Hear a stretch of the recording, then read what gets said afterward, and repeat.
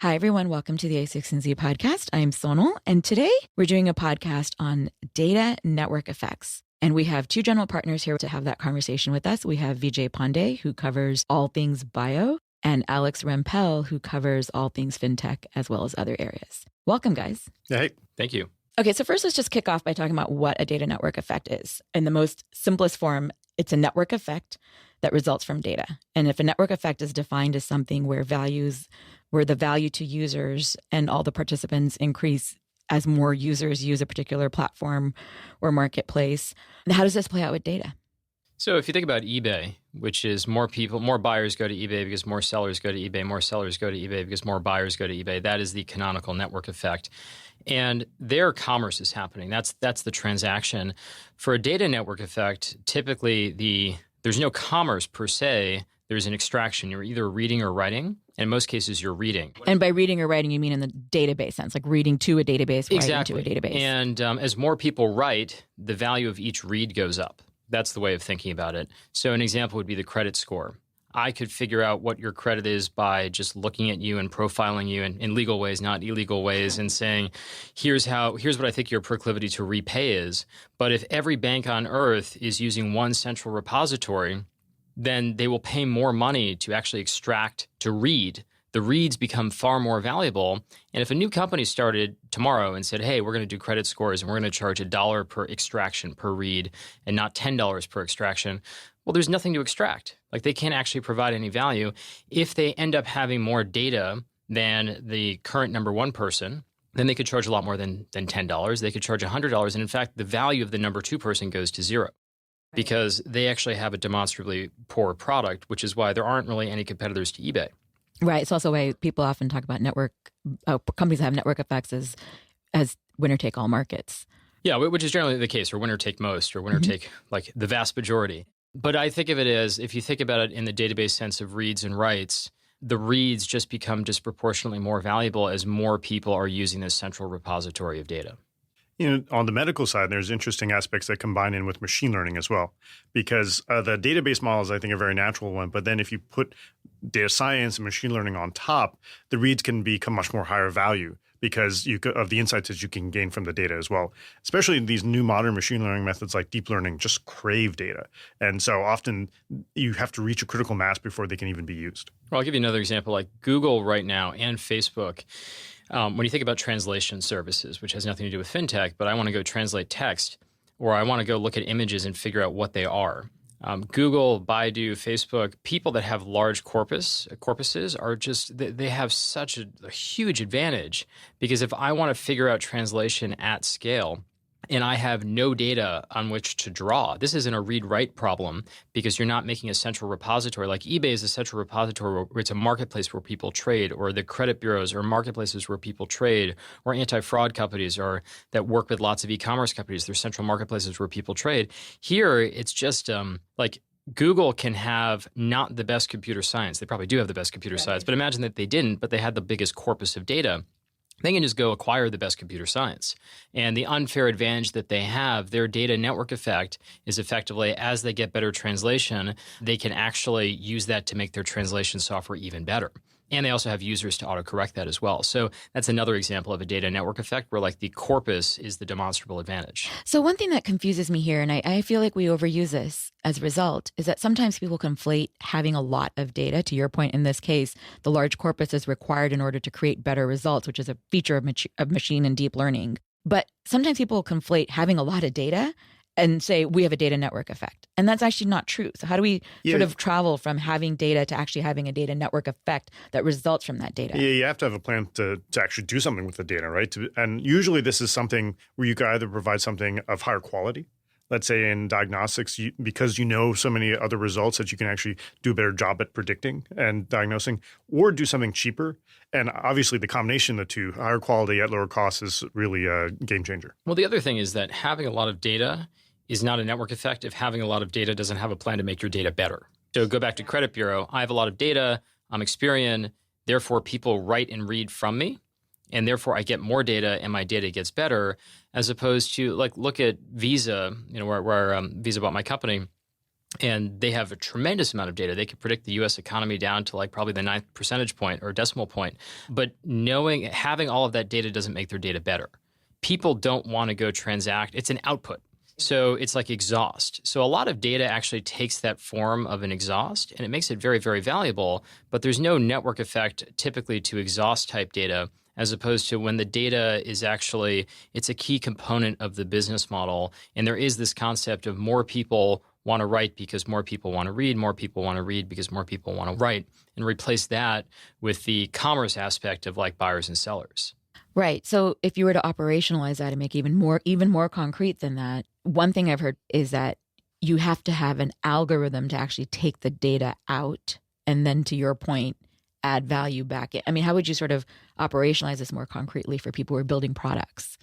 If they want to build data network effects, what should they do? Yeah, I mean, that really varies, obviously, in terms of the domain and the company. But, some sort of data science and machine learning is very natural to be able to apply to this. But I think, sometimes this doesn't have to be fancy machine learning or anything like that. Just the ability to monetize something from that, and really something where your company gets better. Yeah, I think part of the problem as well is that algorithms, like if you look at compression algorithms over time, there's one called LZW, which has been around for a very, very long time. It's pretty good. And then the next one that was better was maybe 1% better. The next one that was better was 2% better. And if you are an algorithm company, it's very, very hard to build any kind of value because somebody else comes out with a marginally better algorithm. So you need to pair the algorithm with the data. And there's actually a shift going on right now from outputting just the data to more outputting a learned aspect on top of that. That's the algorithm part. I mentioned fraud and anti-fraud companies. So there are a bunch of companies. There's one in our portfolio called Signified. There's another one that I invested in as an angel a long time ago called Sif Science. And for a long time, many of these companies will tell you, okay, do we think this is risky? They'll tell you all of the answers that got pulled from the data. So go back to credit reports. Well, credit reports are a combination of like what you did in your past. You got this thing when you got out of college. You didn't pay that loan on time. You were a deadbeat for this doctor, whatever. And then there's a credit score, which is a heuristic that's built on top of that. So what's actually interesting, if you look at credit reporting right now, the goal of applying machine learning is to actually come up with a better heuristic. So this is the thing where you need the data repository, and ideally it's proprietary to you because then you can extract more economic rent if you're building a company here. And then you want to have a better set of heuristics on top of that. That's the algorithm. And neither one alone is really sufficient. I mean, it is sufficient. I guess you could say if you have the data. The data network effect tends to be more valuable than the algorithm. But you can extract more value if you're not saying, here are 50 things for you to go to analyze on your own, and we're the only one that have access to that. And then you have to hire a team of 50 people to go analyze it. But now you actually have an algorithm that outputs you a decision, and you can use that decision. And that's an even bigger advantage for a tech company that has a data network effect. And while they're not formally related, usually one follows the other. If you're the one with the big giant corpus, you'll attract the very best data scientists because they'll want to dive into that. They'll come up with the right features and the right ideas, and that will be another sort of effect on top. So how do you solve the chicken egg problem in this scenario? And by the chicken egg problem, we talk about the conundrum of where do you start? Like an example you just shared, Vijay, is it the corpus that comes first and then the data scientist, or do you get the data scientist first to create that corpus? Like, how does it sort of come together? Yeah, there's a couple different strategies. One common strategy is to sell something at cost or not necessarily with huge margins in order to be able to gather data. In principle, 23andMe was doing something where they were getting these kits out and gathering huge data sets and then downstream making big research deals. That's a canonical example, but that's not easy to do, to build up that size so quickly. Yeah, another example is, Google didn't set out in whatever it was, 1998 or whenever they were incorporated, a long time ago, almost 20 years ago, to become a deep learning company. This was almost like, wow, we've been scanning the web forever. We have hundreds of thousands of servers or however many they have around the planet. We have all these images that we've stored. Now we have a corpus. And we also have a very profitable business. Let's go get a bunch of data scientists and machine learning people and figure out what we can do. So that's called the accident. That's the atypical one, but that is actually, it's atypical, but at the same time, it is quite typical because some of the best people out there today are working at companies like Google or like Facebook, and Facebook didn't want to be an image recognition company back in the day. It fell into it because they have that enormous corpus. The other example is you kind of move up the value chain over time. So I'll talk about the fraud example here, where a lot of the anti-fraud companies, like Twitter has a fraud problem, But Twitter, what is the economic impact of fraud on Twitter? It means that somebody opened an account and they've been spamming somebody, or there's trust and abuse, or things that don't have massive economic impact. They're annoyances, but they're not really, really problematic. Blue Nile has a much, much bigger problem. Blue Nile sells diamonds online. So as you know, diamonds are very, very expensive. They're very, very small. And, 1 pound of diamonds is worth millions of dollars. So if you lose the equivalent of 1 pound in diamonds to fraud, that's not good. Right. It has severe economic consequence. So, you can imagine on the fraud scale, and yet actually there's overlap because bad people tend to do lots of bad things. So somebody who's truly a bad person might open up a bad Twitter account and then actually steal a credit card number as well, and then use that stolen credit card number to go steal a diamond. And then they might do all sorts of other unsavory things as well. And the nice thing is that bad people, because they don't exist in pockets, there is horizontal overlap here across all these different verticals. If you go, and it's almost like what Vijay was saying, where it's not even giving it away for free, because that's hard to sustain for too long. But you can go to people that have vast, vast numbers of rights, going back to the read-write analogy. So Twitter would be able to say, okay, we will give you information on everybody who's potentially a bad account or a good account. We'll just let you watch these people, not watch their data, but just profile them like, here's their browser type, here's their IP address, here's a cookie that was on their machine, things like that. And now you build up 50 million bad people. And Twitter will pay a little bit of money for this, not that much because there isn't a data network effect. Then you merge that with Tumblr. Then you merge that with somebody else. And none of these people will pay that much. But now the value of a read is getting of substantial size to Blue Nile, the diamond company, or to any other e-commerce company. Whereas if you went to Blue Nile from scratch and you said, hey, you should use our anti-fraud technology and not these guys' anti-fraud technology, you don't have a data network effect at all. So it's very hard to say, you might have a better algorithm, but again, it's hard to extract that much economic rent from a marginally better algorithm because it's only marginally better today and not tomorrow potentially. And you don't have enough data as well. So you might bootstrap yourself by a different vertical. So as part of what you also touch on is this notion of pooling data among different sources. How does this play out in both fintech and bio? Because I would think if data is your advantage, and yet you need more data, especially in science where you have open science and sharing, how do you then sort of overcome that sort of silo effect and create that shared central repository when everyone wants to protect their data? Yeah, it's a huge challenge on the health side because of things like HIPAA, which require anonymity and become natural barriers. But that's also therefore an opportunity for the company that can put everything together. But also, what's interesting is that there just is so much data there. I mean, whether we're talking about data from clinical trials or from patients or from pharma. And so the opportunity is huge if a company can work out those logistical issues. Yeah, and likewise, I mean, it's very hard to get competitors to work together. So as an example, if you carry credit card debt, imagine that you have 5 credit cards. Every credit card company should want to know how much you're spending on the other credit cards. Because if you go, imagine that you decide, I'm going to flee the country and renounce my U.S. citizenship and never pay any of my debts back, and you have 5 credit cards that each have a $20,000 limit, well, you could just go steal $100,000 with impunity, and that would be very bad. So Chase should want to know how much you're charging on your Amex card at any point in time. Amex doesn't want to tell Chase, and in many cases, this actually creates the opportunity for a separate company. And you anonymize everything, you wash it, you make sure that nothing is actually of discernible value. Because if Amex is turning over their complete customer list to Chase every night, that would not be, I can't imagine that agreement ever happening. So part of what the data company does is they figure out how to sanitize it. They deal with the political issues, and then everybody benefits from being part of this cooperative. And it's very hard to get these things off the ground. But the nice thing is that the companies themselves, if left to their own devices, will never do it. And yet at the same time, it's a very, very big problem for them. So is the ideal opportunity then for a startup to be sort of at that center of all these different players, like play a broker-like role, or to try to create something in its own vertical? I mean, where do the opportunities lie here for startups in both of your spaces and beyond? I think I hate to say it depends, but it really depends. Because, in some cases, you're creating something new. And you're not really, in the fraud case, it's not like you're extracting very, very confidential information and sanitizing it.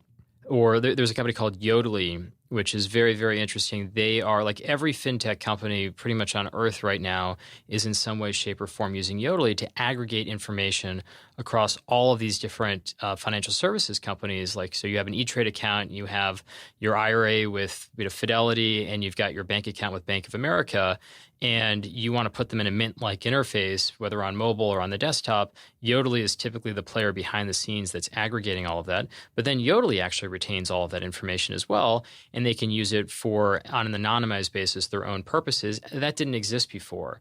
So people are doing all sorts of cool things on that data as well to figure out what's happening in the world. So it really depends on whether or not you're like I have to build a cooperative and there are only 10 companies that have this data and I'm going to be the UN between them.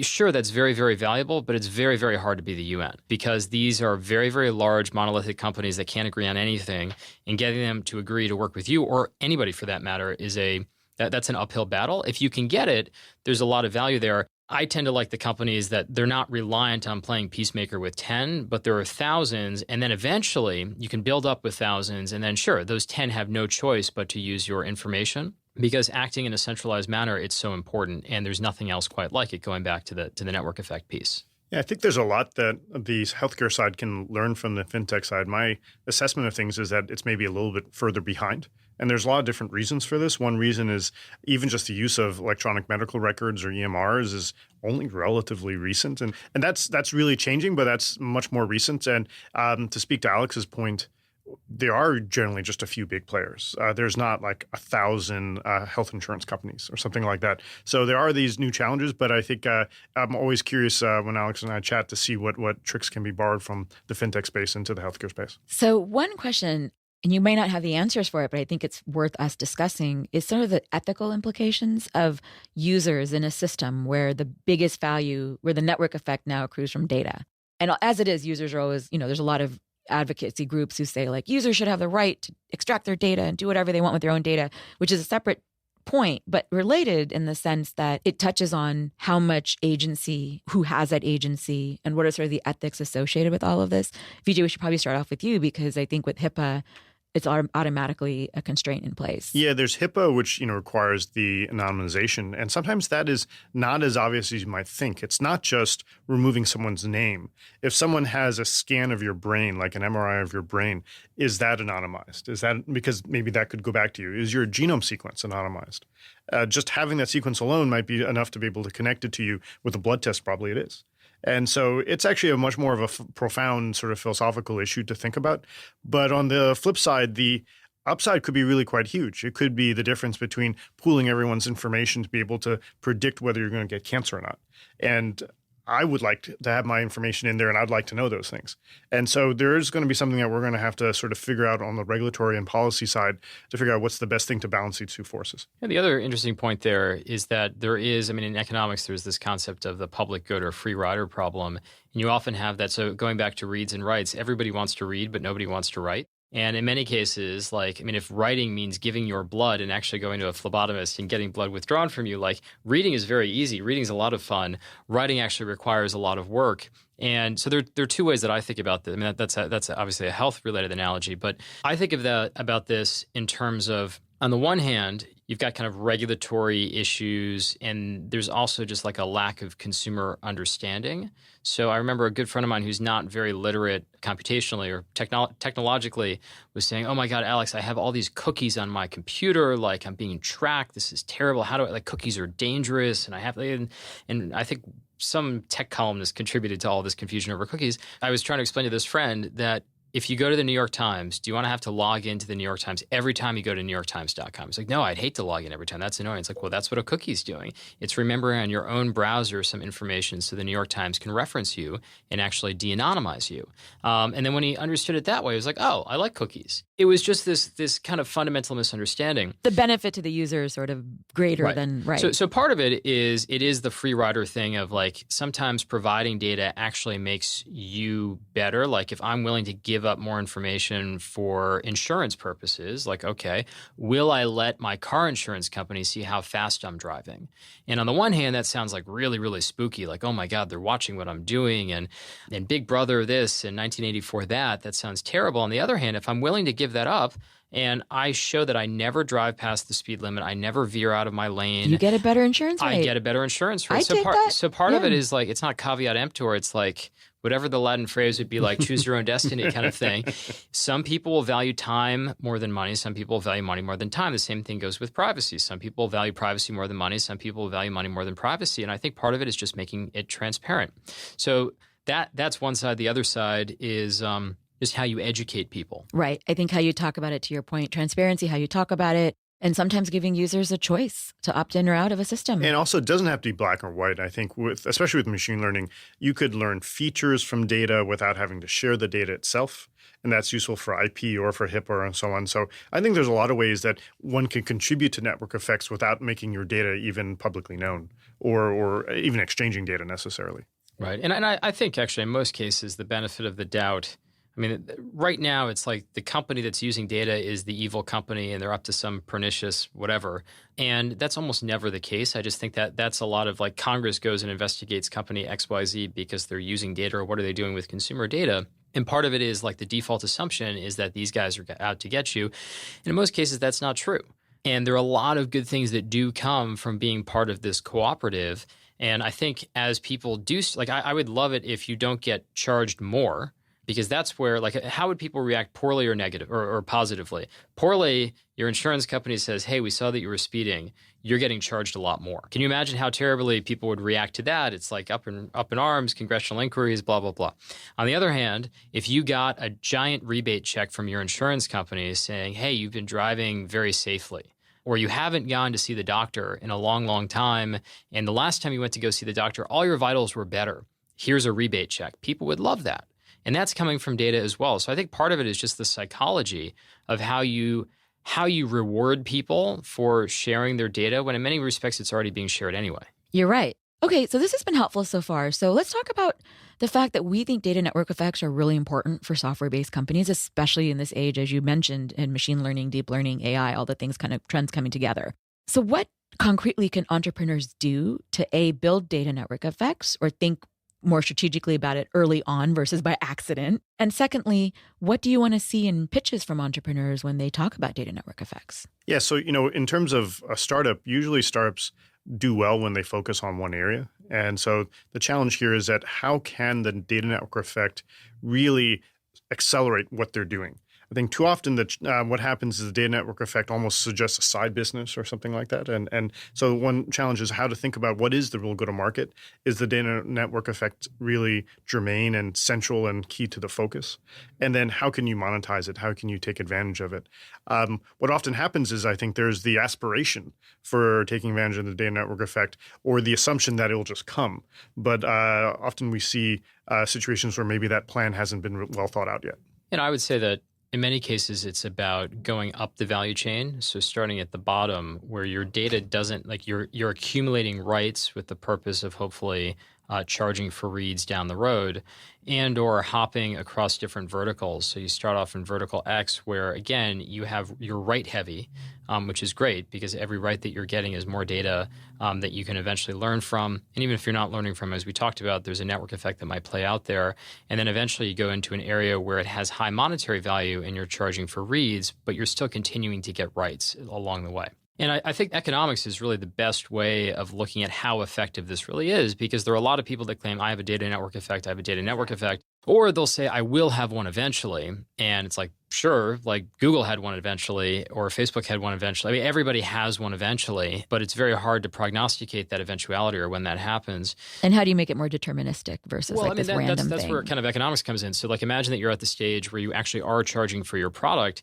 A good sign is that, assuming that you kind of started off in the low monetary value area and now you're charging for reads in the high monetary value area, if you are charging more than the incumbents. I mean, normally you say, oh, if I can like charge 1/10 as much, then it's going to be very disruptive and I'm shrinking the market.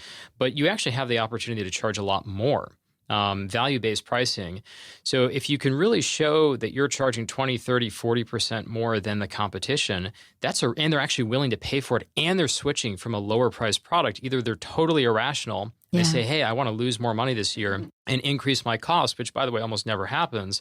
Or you've actually demonstrated in the eyes of many, many customers that they are willing to pay more because your data is better.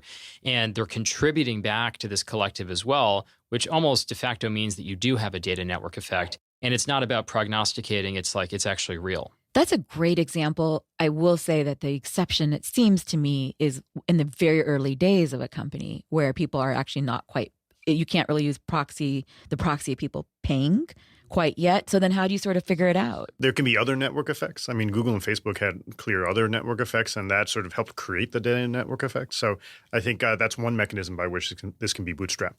Yeah, or likewise, as long as the entrepreneur has a pretty clear plan and they have access to a lot of rights, and they don't necessarily have to be charging for those, but it just seems pretty evident. Like the hard thing is, in my example on e-commerce fraud, how do you get Twitter to sign up to supply you with the rights? Or how do you get some other like massive publisher that doesn't really have that much economic downside from fraud, but has tons and tons of data if it was actually assigned to a company like this?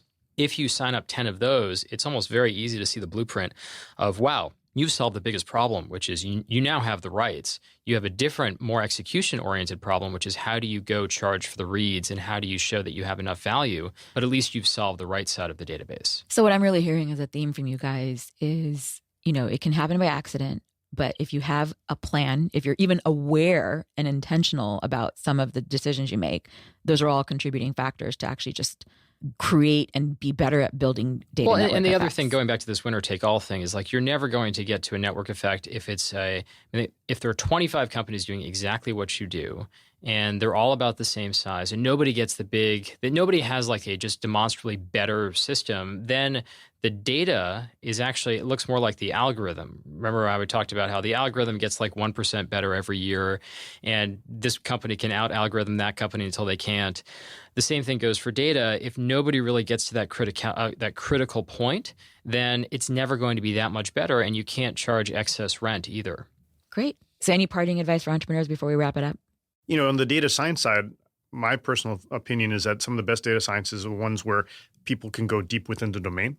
And it's something where it's not just taking off the shelves algorithms and so on. And this is especially important in this case with a data network effect, because this is where, speaking to Alex's discussion of data and algorithms, often the two are really tightly connected.